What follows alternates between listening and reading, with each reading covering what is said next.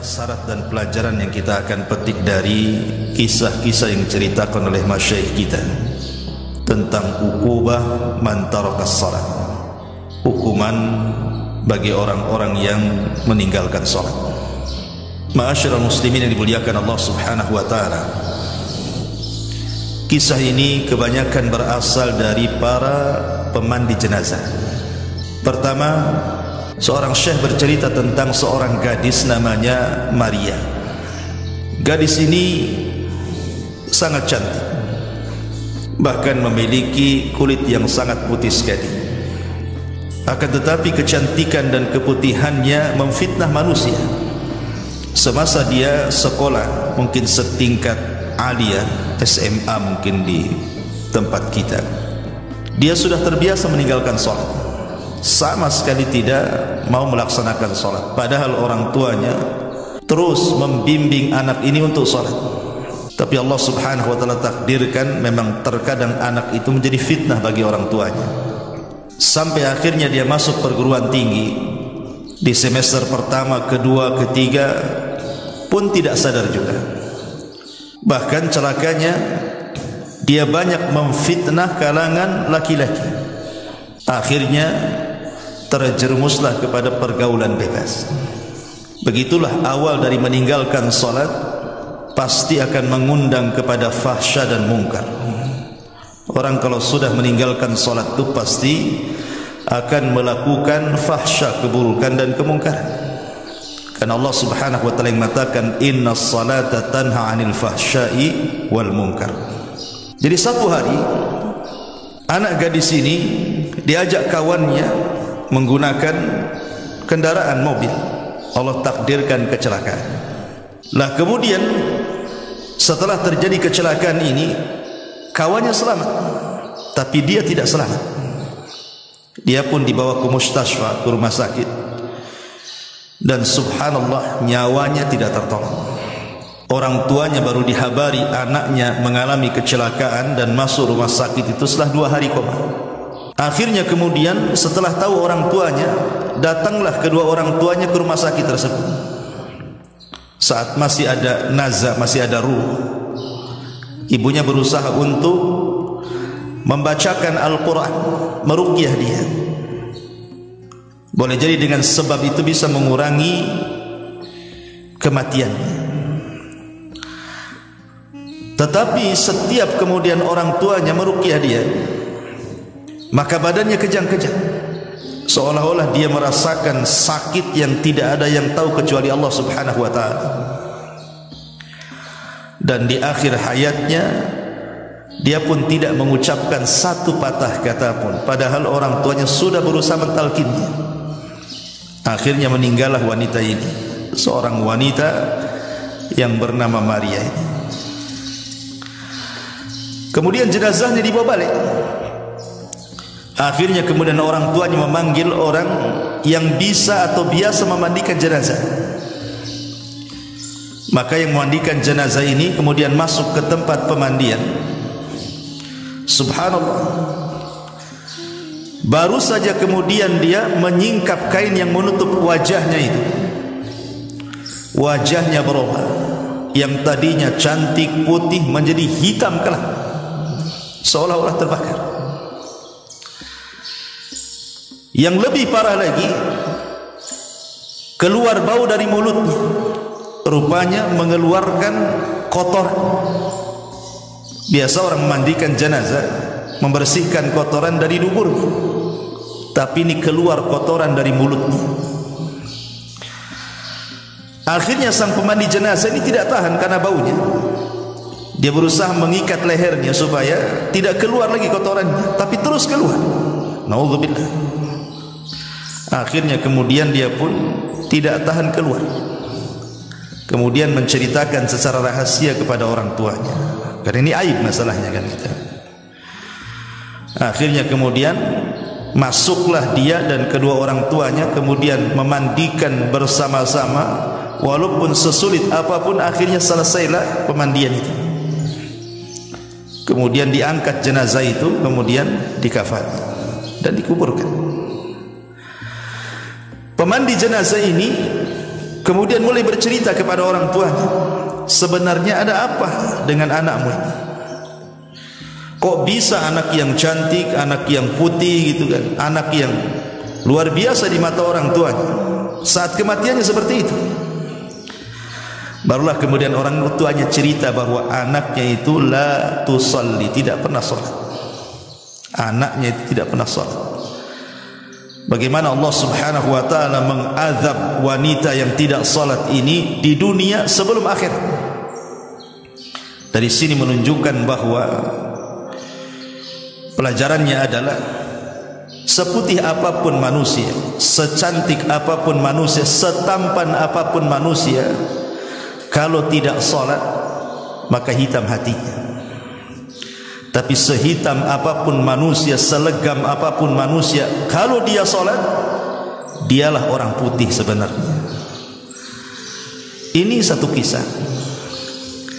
Kisah yang kedua masih dari seorang pemandi jenazah.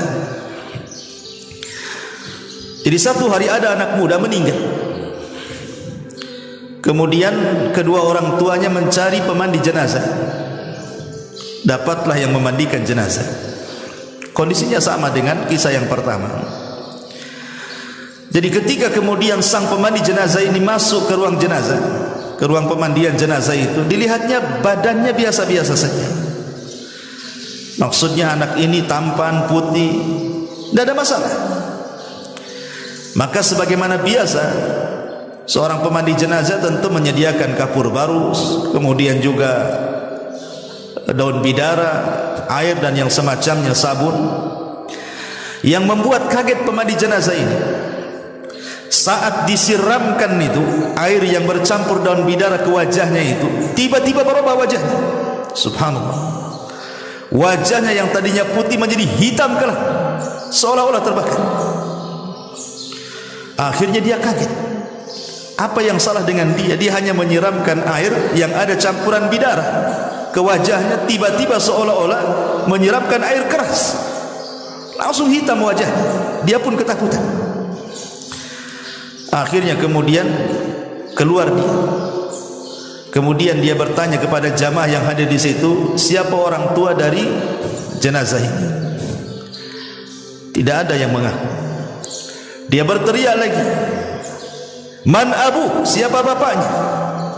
Tidak ada yang menjawab. Dia pun berteriak lagi, man abu, siapa bapaknya? Rupanya dari belakang orang-orang yang ramai itu mengatakan, ana abu, saya bapaknya. Kemudian dipanggillah bapaknya, suruh masuk ke ruang pemandian jenazah. Tidak mau. Kemudian dia mengatakan, tolong, itu anak. Akhirnya orang tua ini dipaksa untuk masuk ke pemandian jenazah. Masuk juga akhirnya. Kemudian dilihatnya anaknya yang tadinya putih, wajahnya menjadi hitam. Tiba-tiba ayahnya mengatakan apa? Allahu yal'anuka fid dunya wal akhirah. Allahu yal'anuka fid dunya wal akhirah. Allah sudah melaknat kamu di dunia dan di akhirat. Kata yang memandikan jenazah mengatakan, ya fulan, itu anak. Kenapa kau laknat dia? Itu anakmu itu. Masa anakmu kau laknat seperti itu? Maka ayahnya bercerita dan mengatakan, demi Allah, aku ini sayang dengan anak. Tetapi setiap aku suruh dia salat, dia tidak mau salat. Kupaksa dia salat, dia malah melawan kepada diriku.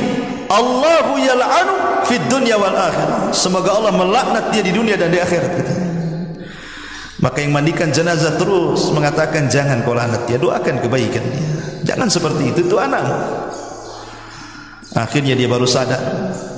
Kemudian orang tua ini menangis. Selepas itu kemudian sepakat orang tua dan yang mandikan jenazah agar jangan menceritakan kepada siapapun.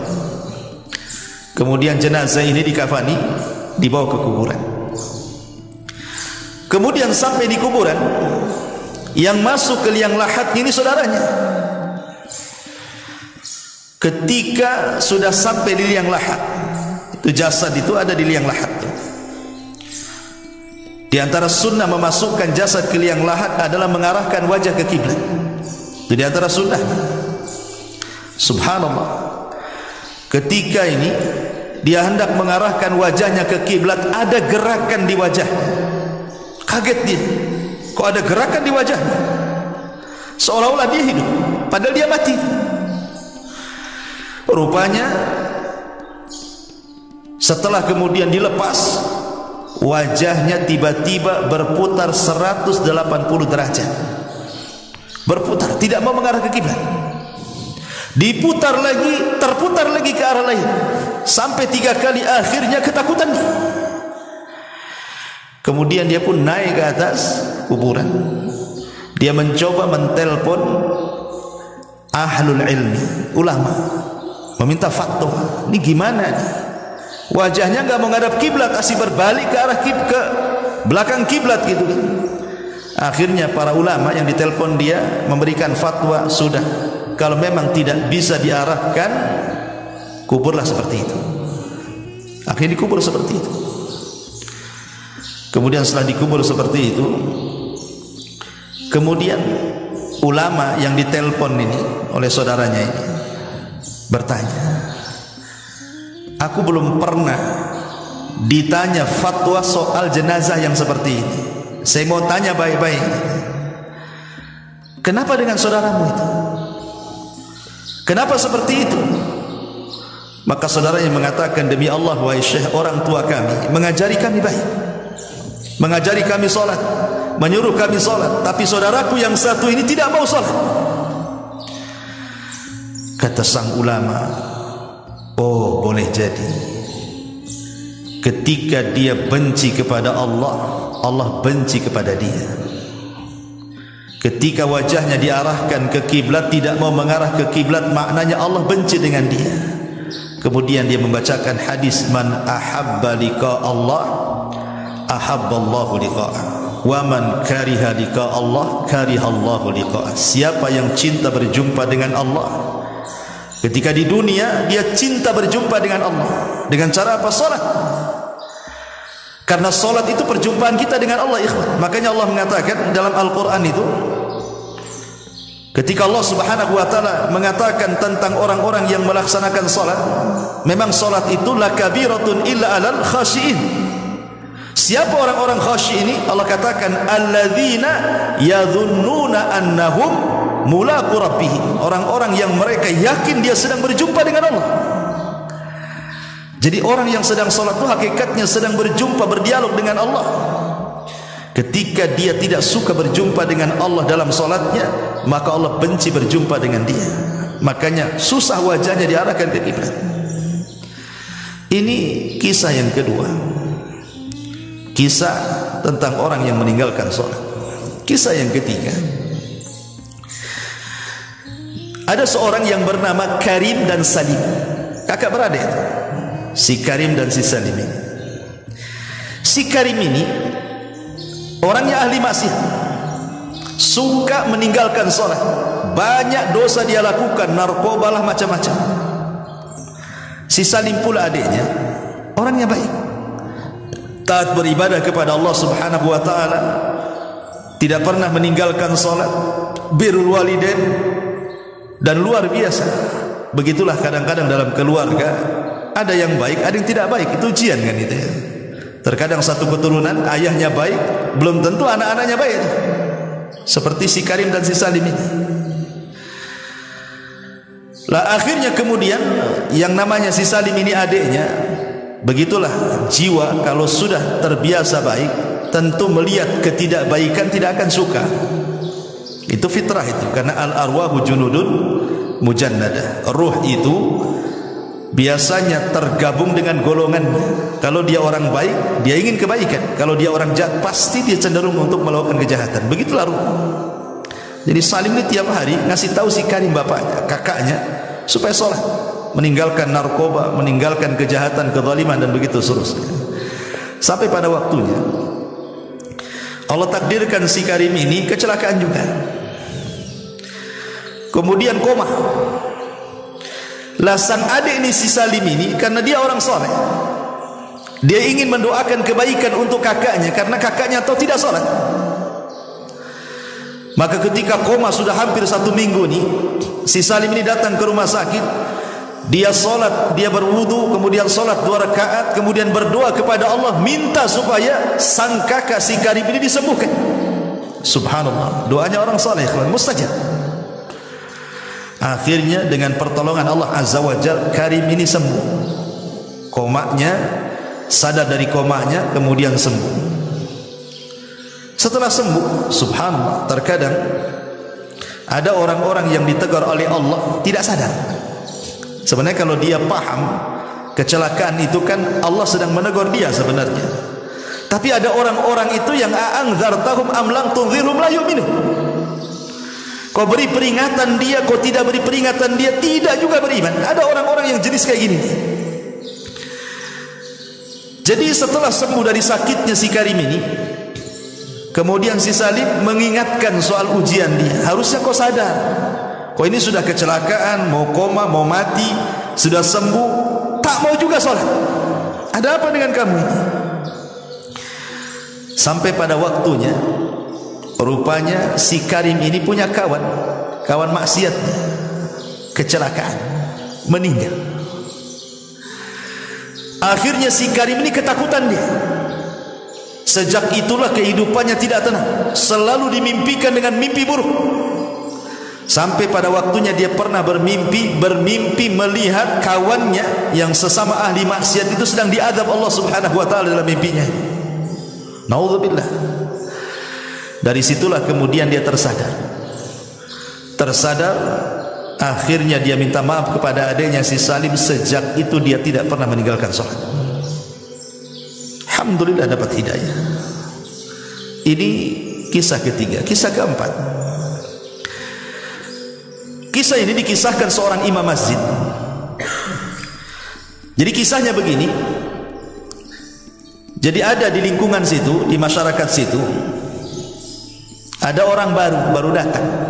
Kebetulan mungkin dia membeli rumah di situ. Celakanya tetangganya pula tak sholat. Cuman kadang dia kan tidak tahu, dia datang ke desa itu membeli rumah, dia kan tidak melihat tetangga, beli saja dia. Lah orang ini orang soleh yang membeli rumah ini, tetangganya pula narun muqadah, ya, yang suka nyala-nyalakan api kemaksiatan. Jadi ketika dia sholat ke masjid, imamnya kan heran karena orang baru kan. Kata imam, kau dari mana? Dia mengatakan, saya dari desa ini itu, saya ke sini beli rumah di sini. Kata imam, celaka engkau katanya. Kenapa aku celaka? Celaka, kau punya tetangga narun muqadah katanya. Kau punya tetangga narun muqadah, orang yang suka menyala-nyalakan api maksiat. Lah kenapa dengan dia emangnya? Ya fulan, tetanggamu itu tidak pernah sholat selamanya. Lihat, orang-orang sana itu kadang-kadang masalah-masalah seperti ini kan menjadi sebuah perbincangan gitu ya. Kalau kita punya tetangga gak sholat, mana pedulian tuh. Sholat gak sholat terserah dia lah kan gitu ya. Tapi di sana di Saudi masihlah peduli dengan orang-orang kayak gini. Jadi dia mengatakan, manusia di sini, maksudnya orang satu desa di sini, melaknat dia katanya, karena dia tidak sholat. Belum lagi dia banyak melakukan kezaliman dan kemaksiatan. Itulah berawal dari tidak sholat, akhirnya melahirkan dosa-dosa yang lainnya. Tapi kemudian orang soleh ini yang baru datang beli rumah ini, dia mengatakan, boleh jadi Allah Subhanahu wa taala memberikan hidayah kepadanya. Pulang dia, karena baru 1 hari tinggal di situ. Ditengoknya tetangganya sedang duduk di depan rumahnya, di atabatil bab. Akhirnya Dia pun mengucapkan salam. Assalamualaikum, kata tangganya. Waalaikumsalam. Kemudian dia mengatakan, Masya Allah, barakallahu fiik, katanya. Dipujinya. Demi Allah, aku baru berkeliling desa di sini. Semua manusia memujimu. Semua manusia memujimu, katanya. Sampai imam masjid tidak menyebutkan kecuali kebaikan kepada wahai fulan, katanya. Padahal sebaliknya. Akhirnya dia mengatakan, yang benar saja, iya, saya ini orang baru di sini. Saya baru keliling, saya ketemu orang-orang di masjid-masjid. Subhanallah, ketika saya bilang saya tinggal di sini bertetangga dengan kamu, semua manusia mengatakan kau ini orang baik, gitu. Subhanallah, ngambil hati. Akhirnya dia mengatakan, karena engkau adalah tetanggaku yang baik, boleh jadi aku bisa jadi contoh engkau. Bagaimana kalau nanti malam kau makan di rumahku, gitu. Akhirnya kemudian dikasih hidangan yang enak nih orang baru, orang baik. Dikasih makan enak. Habis dikasih makan enak, kemudian besoknya dia belikan hadiah yang sangat mahal, dikasihkan ke tetangganya dan mengatakan, mudah-mudahan hadiah ini sebagai imbalan aku ingin menirumu. Ambil hadiah ini. Setelah orang ini dapat hadiah, dia pun merenung dalam rumahnya. Merenung serenung-renungnya, gitu kan. Apa betul saya ini orang baik, katanya. Kenapa dia ngomong begitu? Sejak itulah ketika waktu subuh dia terbangun, melihat tetangga barunya ini ke masjid, dia ikut pula ke masjid. Kemudian dia pun sholat di saf pertama. Imam ini geleng-geleng kepala, karena selama masjid itu terbangun sampai hari itu, itulah sholat fajar pertama dia. Sholat fajar pertama dia. Ketika dia melirik kepada orang baru, senyum-senyum saja orang baru ini. Kata imam, ya fulan, kau apakan orang ini? Kau sihir dia? Dia tidak pernah melangkahkan kaki ke masjid. Macam mana dia bisa tegak di saf pertama pula, kan itu? Ada apa dengan kamu, katanya? Kau apakan dia, katanya? Dia mengatakan, tidak ada apa-apa. Saya hanya berkunjung ke rumahnya, kemudian saya ajak makan di rumahku, ku kasih hadiah, hanya itu saja. Rupanya Allah berikan hidayah kepada dia. Satu masjid bertakbir Allahu Akbar, katanya. Gara-gara orang ini, subhanallah. Ini kisah ikhwatu fiddin muliakan Allah Azza wa Jalla. Terlepas kisah ini nyata ataupun tidak nyata, saya mendengar dari YouTube gitu, para masyayikh menceritakan. Tapi yang jelas bahwa orang yang meninggalkan salat ini sangat bahaya sekali. Umar bin Khattab radhiyallahu anhu saat menjadi khalifah, dia banyak mengirim surat hampir ke semua wilayah kekuasaannya. Yang pertama Umar tulis adalah perhatian manusia tentang salat. Umar ini pertama dia berkuasa, kemudian Islam berjaya di zamannya, kemudian menyebar Islam ke seantero daerah di mana-mana.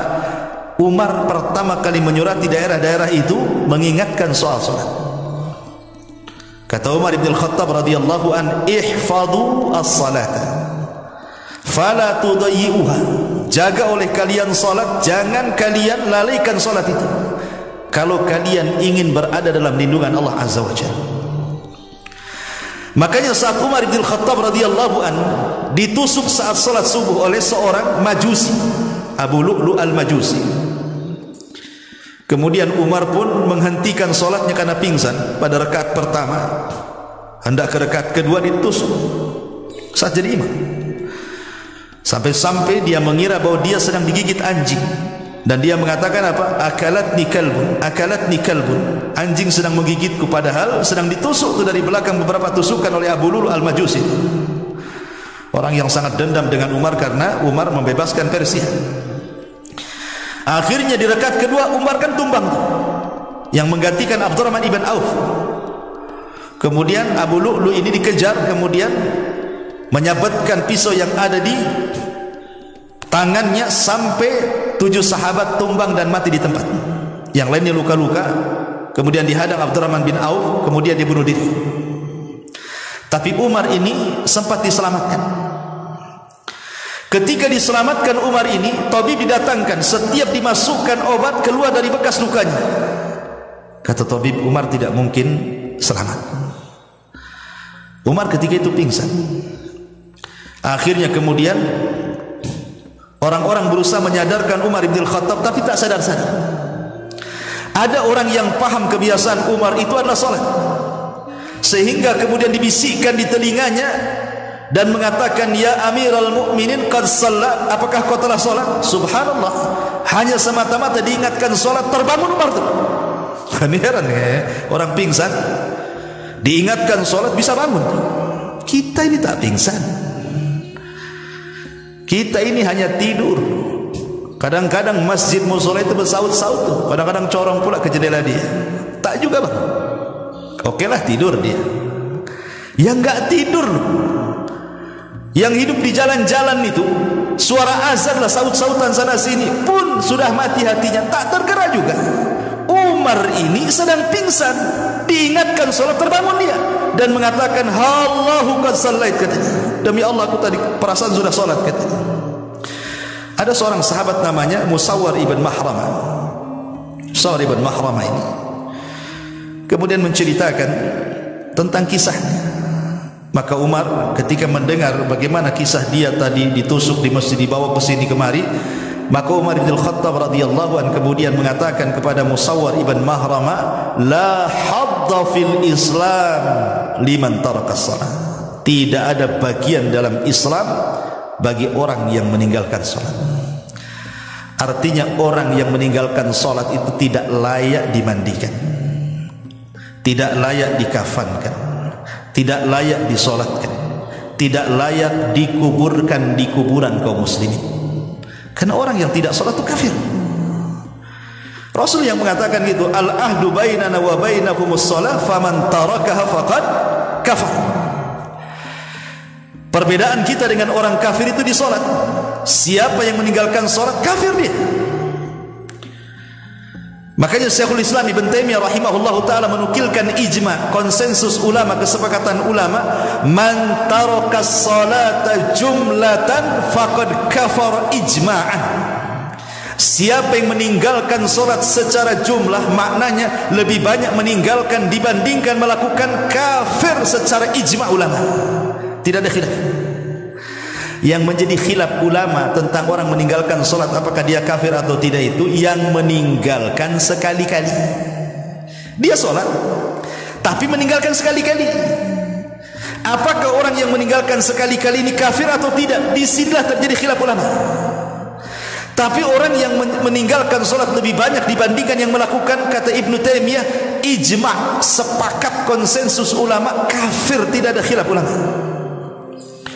Tapi kalau yang sekali-kali meninggalkan, di sini khilaf ulama. Kata Syekh Albani rahimahullahu taala, lihat meninggalkannya. Kalau meninggalkannya dia kufur dengan kewajibannya, kafir. Tapi kalau meninggalkannya hanya karena malas, hanya karena ada hal-hal yang menjadikan dia tidak salat, ini tidak kafir, hanya fasik saja. Walaupun sebagian ulama lebih besar atau jumhur ulama mengatakan tetap kafir. Orang yang meninggalkan salat walaupun sekali dua kali, dia harus syahadat lagi. Kenapa? Karena tidak ada satu dosa di mata para sahabat kalau meninggalkan bisa kufur kecuali salat. Tidak ada satu dosa yang kalau ditinggalkan bisa kufur di mata para sahabat kecuali salat. Artinya yang meninggalkan sekali-kali saja dikhilafkan tuh, apakah dia kafir atau tidak, kan? Bagaimana orang yang meninggalkan salat secara jumlah, apalagi secara keseluruhan tidak salat sama sekali? Ingat satu kisah yang pernah saya kisahkan waktu khutbah Jumat. Ketika ada seorang ibu menceritakan soal anaknya, kan? Anaknya dari kecil sampai remaja sampai dewasa tidak pernah senang hidupnya. Ada saja masalah. Entah masalah di pekerjaannya, entah masalah di kesehatannya, entah masalah di perjodohannya. Pokoknya banyak masalah, sampai akhirnya anaknya terbaring kaku, kena stroke, tidak bisa apa-apa. Sehingga ibunya, namanya ibu kasihan dengan anaknya, berusaha meminta fatwa kepada ulama dan mengatakan, ya Syekh, ada apa dengan anak saya? Apakah anak saya tersihir dari kecil sehingga hidupnya saya lihat tidak pernah senang? Apakah anakku mashur disihir? Kata Syekh tidak langsung mengiyakan, dia hanya mengatakan, apa anakmu sholat? Disinilah jawabannya. Kata ibunya, anakku tidak pernah sholat. Kata Syekh, itulah masalahnya. Kenapa anakmu tidak pernah senang dari kecil, remaja sampai dewasa? Karena anakmu tidak sholat. Kemudian Syekh menceritakan kenapa anakmu tidak sholat sehingga tidak pernah merasakan kesenangan hidup. Ingat, sholat itu adalah tali yang menghubungkan kita dengan Allah. Makanya sholat disebut sholat, diambil dari kata silah. Silah itu artinya hubungan, hubungan antara kita dengan Allah. Makanya disebut sholat, karena sholat itu kita sedang berhubungan dengan Allah. Ketika tali penghubung kita dengan Allah terputus, artinya terputus juga perlindungan Allah dengan hambanya. Ketika perlindungan Allah terputus dengan hambanya, maka Allah akan menjauh darinya, tidak akan memberikan pertolongan kepadanya, tidak akan melindungi dia, dan Allah akan banyak menimpakan musibah kepadanya. Kemudian kata Syekh ini, coba ku bayangkan, kalau anakmu tidak sholat, kemudian dia terbangun di pagi hari, dia meninggalkan sholat subuh, berarti anakmu terbangun dalam kondisi dilaknat Allah dan dilaknat semua manusia. Kemudian duhur tidak sholat, dilaknat lagi siangnya. Kemudian asar tidak sholat, dilaknat lagi sorenya. Kemudian maghrib tidak sholat, dilaknat lagi maghribnya. Kemudian isya pula tidak sholat, dilaknat pula dia malamnya. Mulai dari terbangun dilaknat sampai dia tidur dilaknat. Macam mana anakmu akan mendapatkan rahmat sementara dia dilaknat 5 kali sehari oleh Allah Azza wa Jalla? Kalau ingin anakmu mendapatkan rahmat Allah, kasih sayang Allah, diberikan kesenangan dan ketenangan, suruh dia sholat. Itu jawaban Syekh. Subhanallah. Maka dari sini saya nasihatkan siapapun yang sampai hari ini meninggalkan sholat, ingat bahwa Allah Subhanahu wa ta'ala ketika berkisah ataupun bicara soal sholat di dalam Al-Quranul Karim, sholat itu sebuah kewajiban yang diwajibkan secara mutlak, beda dengan ibadah yang lain. Dia tidak bisa ditinggalkan dalam kondisi apapun. Dalam kondisi perang sekalipun tidak bisa ditinggalkan. Makanya ada istilah sholat khauf. Sampai-sampai Rasul mengatakan, kalau engkau bisa sholat berdiri-berdiri, tidak bisa sholat berdiri duduk, tidak bisa sholat duduk berbaring. Sampai Syekh Ibn Utsaimin rahimahullah ta'ala mengatakan, sampai pun dia terbaring tidak bisa bergerak, kalau akalnya masih sadar, diingatkan masih dia menangkap ingatan dia, maka dia wajib sholat. Dengan cara apa? Membayangkan. Kecuali kalau akalnya sudah hilang, nggak cerita, nggak apa, nggak ada cerita lagi. Tapi kalau akalnya masih bersarang di otaknya dan diingatkan dia masih ingat, sholat. Sampai seperti itu, karena sholat itu kewajiban mutlak masalahnya, tidak bisa ditinggalkan dalam kondisi apapun. Makanya saya heran, ada orang kerja di bengkel penuh dengan oli, kemudian diingatkan sholat. Kenapa kau tak sholat? Nggak bisa, kotor nih, banyak oli katanya. Emang oli najis kecuali kau kencing di celana? Iyalah kan itu. Bahkan ada petani-petani yang kotor badannya dengan tanah gitu, tidak mau sholat hanya gara-gara kotor. Tanah tidak najis. Ya memang sebaiknya sholat itu bersih, tapi dalam kondisi anda tidak punya pakaian lagi, mau apa? Sholat. Sampai pun di kamar mandi sekalipun terkunci, kata Ibnu Taimiyah rahimahullah dalam Fatawa Al-Majmul, Fatawa dalam kitabnya, ketika di soal-soal orang yang masuk kamar mandi terkunci. Jadi antum masuk kamar mandi terkunci dari luar, tidak bisa keluar, nggak ada yang membuka. Pamannya antum masuk kamar mandi pagi sendirian di rumah, terkunci, mungkin baru ada yang membuka di sore hari, berarti lewat padanya zuhur dan asar. Bagaimana orang yang terkunci di kamar mandi? Kamar mandi kan tempat najis. Apakah kemudian dia harus menunggu orang yang membukanya sampai maghrib, ataukah dia sholat? Kata Ibnu Taimiyah, sholat di kamar mandi. Sholat di kamar mandi, karena dia meninggalkan 2 waktu nantinya, zuhur dan asar. Kenapa demikian? Karena meninggalkan kewajiban itu lebih berdosa dibandingkan melaksanakan yang diharamkan. Itu kaidahnya. Tarkul wajib asyad min irtikabil muharramat. Meninggalkan yang wajib itu lebih parah dosanya dibandingkan melakukan hal-hal yang diharamkan.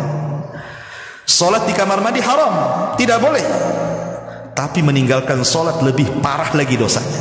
Itu maksudnya. Maka tetap sholat. Dari sini menunjukkan apa? Kewajiban solat itu adalah kewajiban mutlak. Bahkan Nabi SAW mengistilahkan solat itu kan tiangnya agama. Kalau antum sedang di rumah, tiba-tiba ada orang datang menghancurkan tiang-tiang rumah kita, kemudian rumah kita roboh, kira-kira apa yang antum ucapkan kepada orang itu? Antum bisa marah kan? Bisa emosi lah kan itu. Masa rumah dirobohkan? Tapi ketika antum melihat orang yang tidak sholat, diam-diam saja. Padahal orang yang tidak meninggalkan sholat itu dia sedang merobohkan agama. Kita marah dengan orang yang merobohkan rumah kita, tapi kita tidak marah dengan orang yang merobohkan agama. Coba kan aneh itu. Rasul yang mengatakan as-salatu amududdin, sholat itu tiangnya agama. Kata Nabi SAW, Rasul amri al-Islam wa amuduhu salah wa dhirwatu sanamihil jihadu fi sabilillah. Pokok urusan hidup manusia itu Islam, tiangnya salat. Puncak dari amal soleh adalah jihad di jalan Allah Subhanahu wa ta'ala. Dan ingat, orang yang meninggalkan salat, Allah tidak akan melihatnya, Allah tidak akan bicara dengan dia, Allah tidak akan membersihkannya. Hilang cahaya di wajahnya, terputus dengan langit, tidak ada hubungan lagi dengan Allah Subhanahu wa ta'ala. Kalau dia mati, sekali lagi saya ulangi, tidak disolatkan, tidak dimandikan, tidak dikafankan, tidak dikuburkan di kuburan kaum muslimin. Bahkan kalaupun dia hidup, dia tidak boleh masuk Mekah dan Madinah karena dia dianggap najis. Tidak boleh orang meninggalkan solat masuk Mekah dan Madinah. Bahkan tidak halal penyembelihannya. Kalau dia menyembelih binatang, orang yang tidak sholat tidak halal. Bagaimana orang kafir? Halal penyembelihannya. Tidak bisa seperti itu.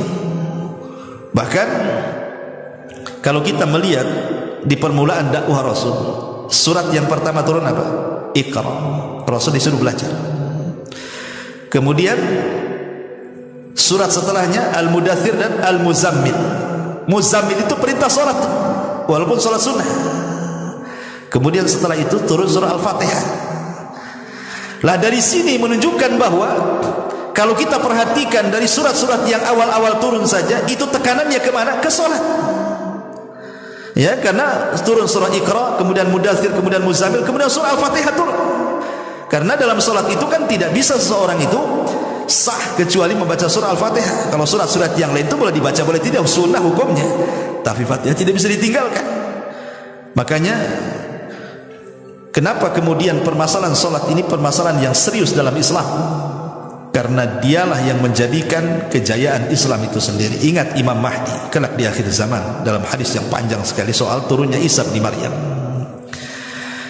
Ketika pasukan Dajjal itu mengepung pasukan Imam Mahdi di Bukit Tursina, pasukan Imam Mahdi dan kaum muslimin tidak sanggup melawan Dajjal, sehingga kepala kerbau lebih berharga dibandingkan uang dinar dan dirham, karena mereka kelaparan masalahnya. Sampai akhirnya pasukan Al-Mahdi mengatakan kepada Imam Mahdi, kalau kita tetap bertahan di bukit ini kita akan mati sia-sia, sebaiknya kita bertempur hidup mulia atau mati syahid. Akhirnya mereka sepakat, menang kalah besok turun. Ketika di waktu subuh adzan dikumandangkan, tiba-tiba langit gelap. Kemudian dari langit ada cahaya, rupanya Isa bin Maryam turun diapit dua malaikat. Kemudian menemui kaum muslimin yang ada di bukit Tur. Ketika itu qomat mulai dikumandangkan. Kemudian Imam Mahdi mengatakan, taqaddam ya ruhallah, silahkan kau yang jadi imam wahai Isa. Tapi Isa menolaknya dan mengatakan, setiap kaum ada imamnya, kau saja. Akhirnya Imam Mahdi menjadi imam. Kemudian Nabi Isa menjadi makmum di belakang Al-Mahdi, salat fajar. Kemudian setelah itu, setelah selesai salat, Isa mengusap semua wajah pasukan kaum muslimin di bawah kepemimpinan Al-Mahdi dan menyebutkan tempat tertinggi di sorga. Bukan mereka akan masuk sorga, tapi menyebutkan tempat tertinggi di sorga. Maka berbahagialah orang-orang yang diusap Isa bin Maryam kala itu. Maka setelah itu mereka turun gunung, kemudian menghancurkan tentara Dajjal, dan Dajjal mati di tangan Isa bin Maryam. Syahidnya apa di sini? kemenangan peperangan Al-Mahdi dan juga Isa melawan Dajjal dilakukan setelah salat fajar. Syahid di sini. Makanya ada seorang jenderal Israel dimuat dalam majalah. Dia mengatakan kalau seandainya salat subuh di Palestina itu sebanyak salat Jumat, kalau setiap masjid di Palestina salat subuhnya sebanyak salat Jumat, Israel akan tumbang dengan sendiri karena kekuatan ada di situ. Artinya kalau kita cerita tentang kekuatan-kekuatan Islam, Islam harus jaya, Islam harus kuat.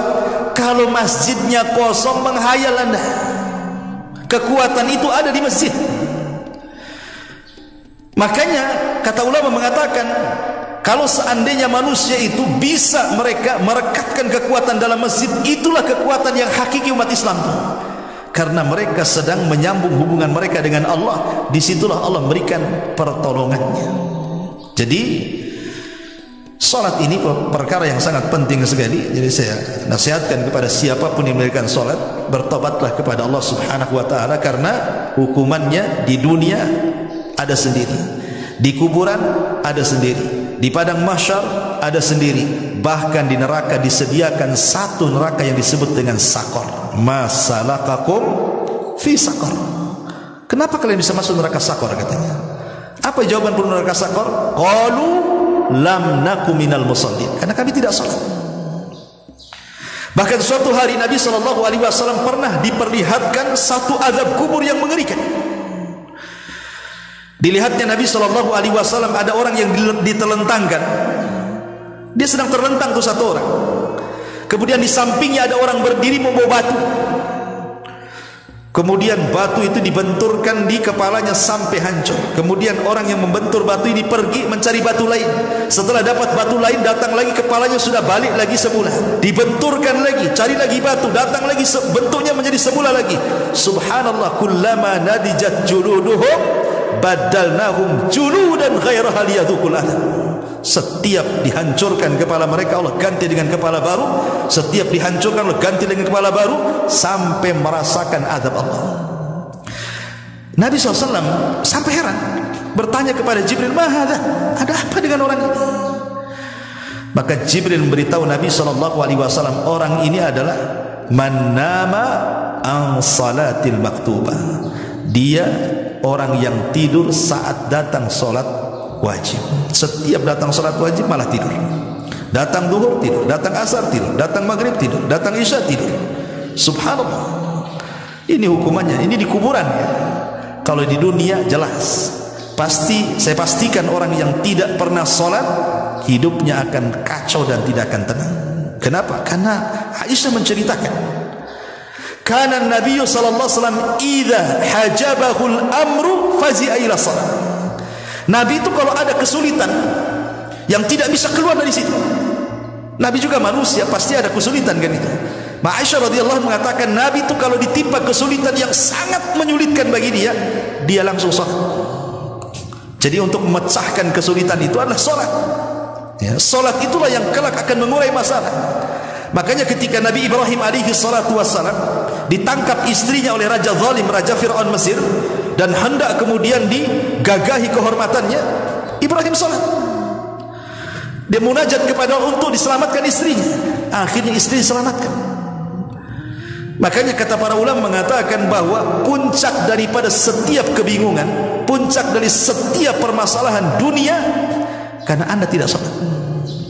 Karena Anda tidak salat. Sampai seorang syekh bercerita, ada pengusaha kaya raya sakaya-kayanya, kaya raya ya, tapi kekayaannya tidak bisa menenangkan hati.